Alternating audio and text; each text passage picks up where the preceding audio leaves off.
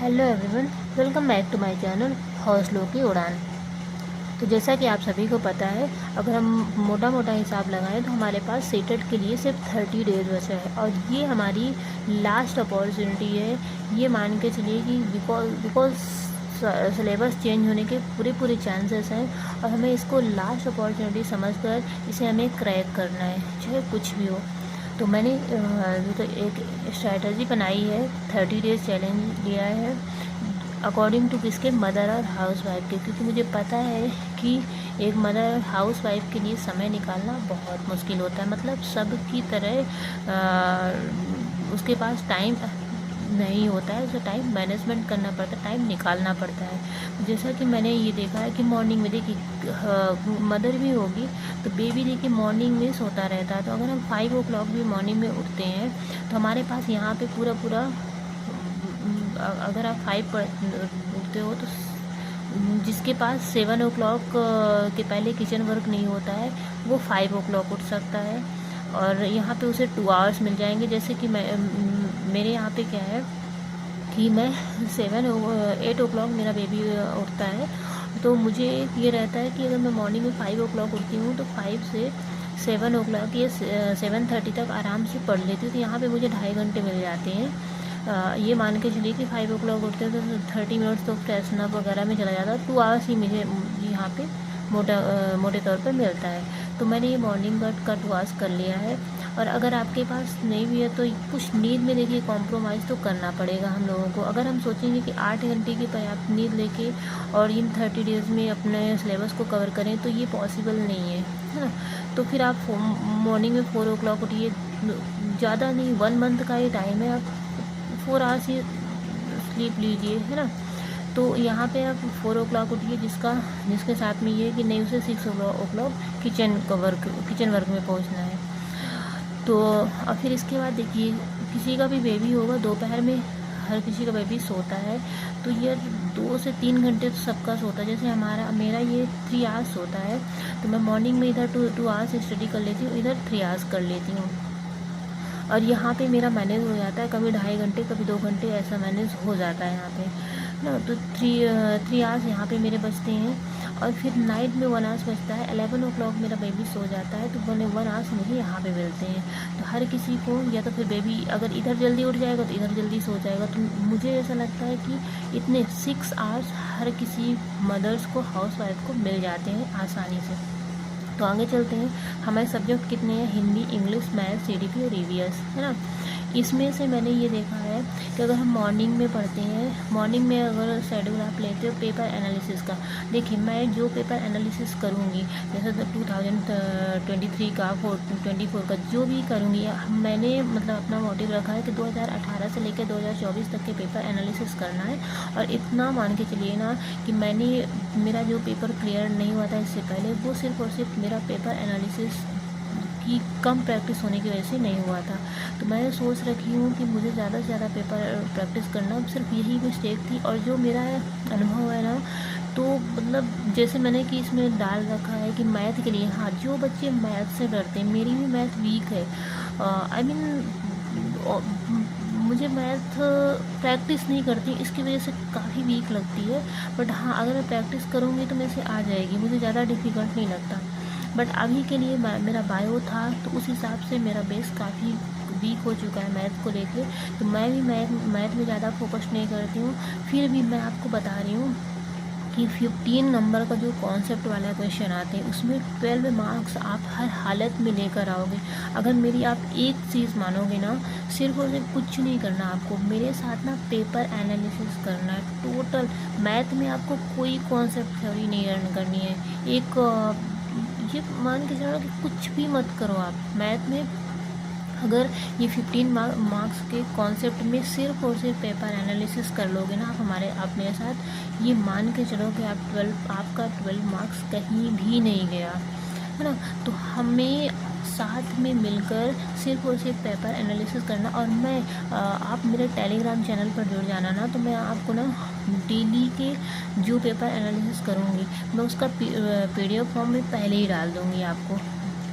ताकि आपको कहीं सर्च ना करना पड़े, यहाँ वहाँ से सर्च करो, डाउनलोड करो, फिर उसका जो तो सर्च करो, ये सब चीज़ें आपको नहीं करनी पड़ेगी। मैं पेपर पहले ही एक दिन पहले डाल दूँगी, जहाँ आज मैं कल मैं नेक्स्ट डे हमें ये पेपर एनालिसिस करना है, ठीक है ना। तो हमारा ये जो 2 से ढाई घंटे इधर का हम मैनेज कर लेंगे यहाँ पे। फिर इसके बाद आफ्टरनून में हमारे पास जो 3 आवर्स बचता है उसको हम 1 आवर्स में डिवाइड कर देंगे। तो इस CDP के लिए मेरे पास बेस्ट बुक है सचिन सर की, ये आप देख सकते हैं। इसमें जो है तो सारे टॉपिक्स हैं CDP के। तो इसमें क्या है, इसमें थ्योरी इन्होंने नहीं करा रखी है, टोटल इन्होंने MCQ करवा के रखा है, टोटल MCQ का मतलब हाँ, इन्होंने जो जहाँ पे एक्सप्लेन करने लायक है वहाँ पे एक्सप्लेन भी किया है। तो ये जो सारे टॉपिक्स हैं आपको, तो ये जो टॉपिक मैंने लिखे ये कुछ इनमें नहीं है, जैसे क्वेश्चन बनते हैं वो भी मैंने लिख लिया है। तो मैंने मतलब मेरा ये अनुमान है कि हम आराम से कंप्लीट कर लेंगे 1 मंथ में, है ना। तो हमें डेली के टॉपिक्स लेने हैं। थ्योरी मैं डालती जाऊंगी अपने इसमें, अपने चैनल में मैंने थ्योरी डाल रखी है कुछ वीडियो।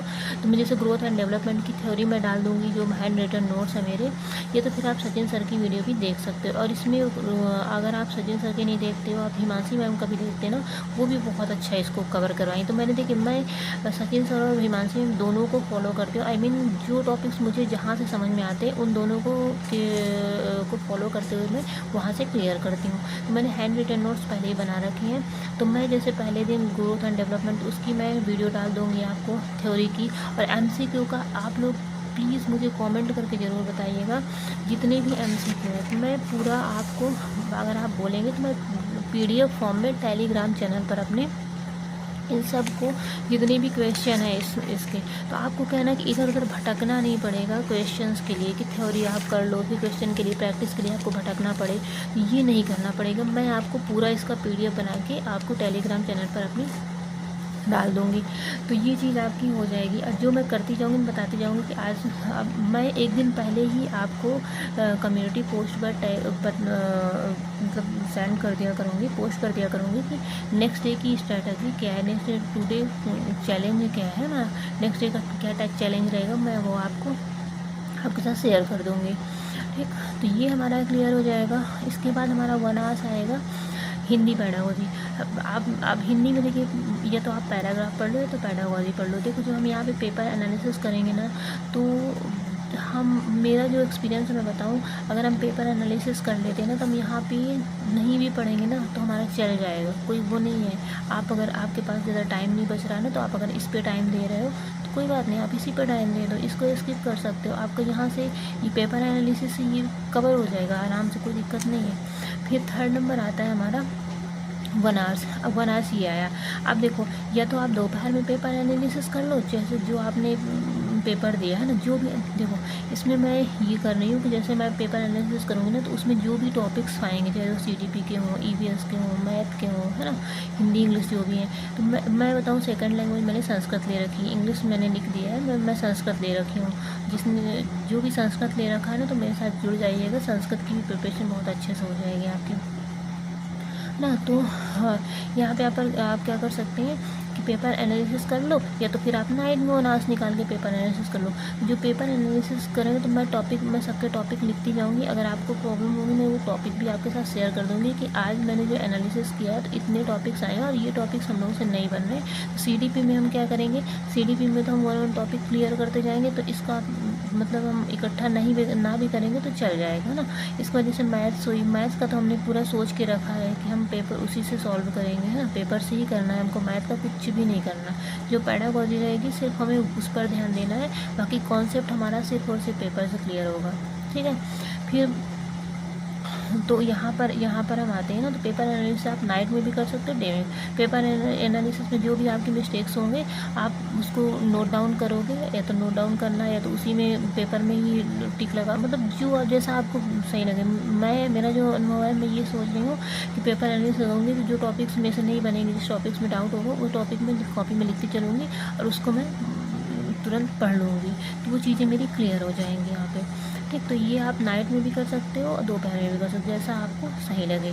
तो अगर आप नाइट में इसको कर रहे हो तो फिर आप इसको यहाँ पे ले लो, तो 1 घंटे आप अपनी संस्कृत या इंग्लिश में दे दो, है ना, तो आपका मतलब क्लियर, तो मतलब ये कहिए कि 30 डेज चैलेंज में हम अगर अपने इस रूटीन को फॉलो करते हैं तो आराम से हमारा 30 डेज़ में 120 प्लस आएंगे, कोई भी नहीं रोक सकता, ठीक है ना। तो आज का सिर्फ इतना ही है। तो मिलते हैं नेक्स्ट वीडियो में और नेक्स्ट चैलेंज के साथ। नेक्स्ट डे हर दिन हमारा चैलेंज होगा, एक नए चैलेंजेस के साथ हम हर सुबह की शुरुआत करेंगे, हर दिन की शुरुआत करेंगे। मिलते हैं नेक्स्ट वीडियो में। Till then bye bye.